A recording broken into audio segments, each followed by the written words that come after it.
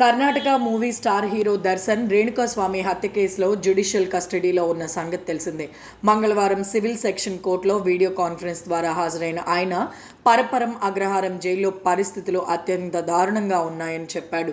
గదిలో గాలి లేదని, వేసుకున్న బట్టల దుర్వాసనతో చాలా ఇబ్బంది పడుతున్నానని, గదిలో ఫంగస్ సమస్య ఉందని, ఇలాంటి పరిస్థితిలో జీవించడం చాలా కష్టమని అన్నారు.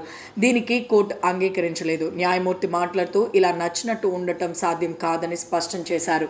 దర్శన్ను ఇప్పటికే కొంతకాలం జైల్లో ఉన్నారు. ఆయనకు తీవ్రమైన వెన్నునొప్పి సమస్యలు ఉన్నందున బెయిల్ కోసం హైకోర్టును ఆశ్రయించగా బెయిల్ మంజూరైంది. అయితే రాష్ట్ర ప్రభుత్వం దాన్ని సవాలు చేయడంతో సుప్రీంకోర్టు 2025 ఆగస్టు 14న బెయిల్ రద్దు చేసింది. సుప్రీంకోర్టు దర్శన్ సెలబ్రిటీ కావడం వల్ల విచారణపై ప్రభావం చూపే అవకాశం ఉందని, జైల్లో ప్రత్యేక వసతులు ఇవ్వకూడదని జైలు అధికారులను ఆదేశించింది. కోర్టులో దర్శన్ తనకు కనీస సౌకర్యాలు ఇవ్వాలని కోరారు.